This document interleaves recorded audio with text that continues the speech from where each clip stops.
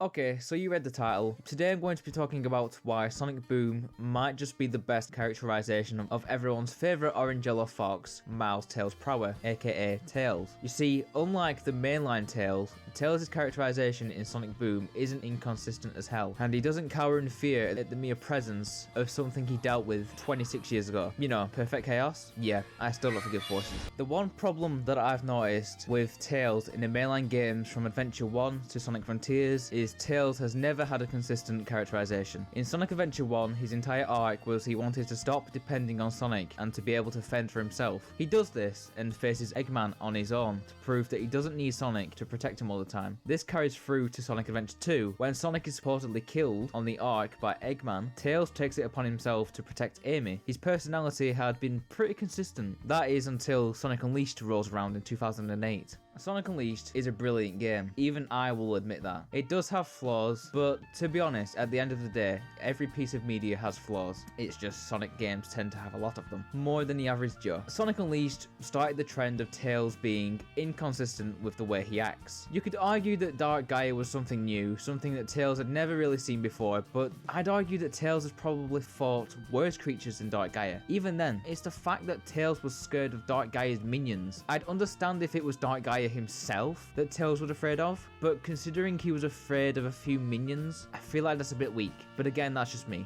But since then, Tails' personality has been on a downward spiral. I mean, we all know what happened in Sonic Forces, and I don't even need to spell it out how silly it is. And there's people who defend it and say it's not that bad, but I don't agree. I think it's stupid. I personally don't understand. Why would Tails be afraid of chaos if he'd already dealt with it in the past? And again, he's probably fought even worse than Chaos. I mean, look at IDW for example. The Metal Virus arc is a perfect example of something worse that Tails has faced. Tails pretty much saw all of his friends be infected by the Metal Virus, and he was even infected by it himself. So that's got to be worse than Chaos and Dark Gaia combined. But again, that's just the way I see it. But alas, we land on Sonic Boom. As hated as the games are, the show isn't perfect to say the least, but it's the best thing we got out of the entire spin-off. I would argue that this is peak Tails. Tails still does have moments where he needs a bit of help. I mean, the Sonic Boom TV series pilot does show that quite well. But overall, within the series, Tails is characterized pretty well. He has moments of confidence that we really don't see in the games. He has moments where he messes up. For example, the episode where he goes and accidentally creates a machine that cuts down every tree in Styx's orchard and ends up growing a bunch of,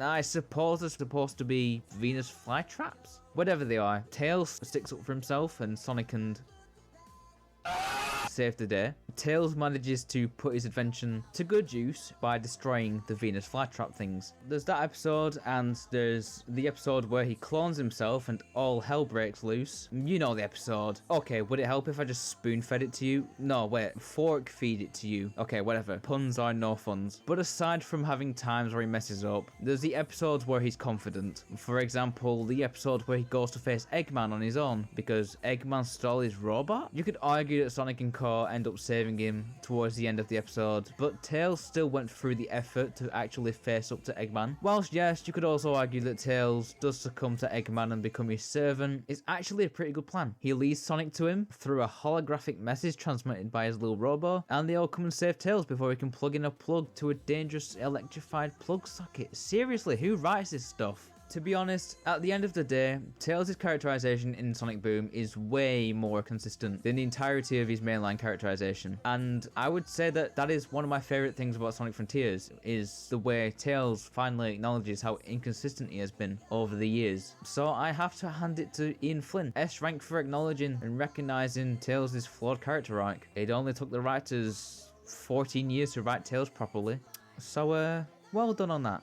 In regards to the way 9 is written in Sonic Prime, whilst he's not exactly Tails, but an alternate version of Tails, whether you love Sonic Prime or dislike it, 9's characterization is interesting, to say the least. The idea of an alternate Tails who is dependent on himself is definitely an intriguing concept and should definitely be explored more in depth within the games. But to be honest, I could definitely make an entire video talking about 9. So if that's a video you would like to see, please let me know in the comments below, because I will admit, admit, I am a huge 9 fan, and I would definitely like to make a video like that somewhere in the near future, because there is a lot to talk about with 9, and I do feel like a video like that would be a really good idea. But I want to know, how do you feel about the way Tales has been written for the past 14 years? Do you think the inconsistency is a bit ridiculous, and do you think that with the way Frontiers acknowledges that flaw, we'll finally see a change in Tales? Let me know in the comments below, because me personally, I think it's a much needed change. And with that being said, thank you so much for making it to the end of the video. If this is the first video you've seen by me and want to see more videos like Sonic trailer breakdowns, game reviews, occasional Sonic news, then do feel free to hit the like button and subscribe, because most of the time, if I find something interesting like the meaning behind a particular Sonic song, I will probably end up covering it. Also, be sure to check out my Ko-fi page. For $10 you can commission me to make renders of Sonic characters like Sonic, Silver, Shadow, and more. Since I don't make any money from YouTube, donating or commissioning me is probably one of the best ways to support what I'm doing, and it is always greatly appreciated when someone does so. Also, be sure to join our community Discord server. We have an extremely accepting small community full of people who are amazing and will accept whatever opinion you have. There's a link in the description and in the pinned comment if you're interested in becoming a part of the discussion regarding the blue speed mouse. With all that being said though, keep on speeding and have an absolutely fantastic day.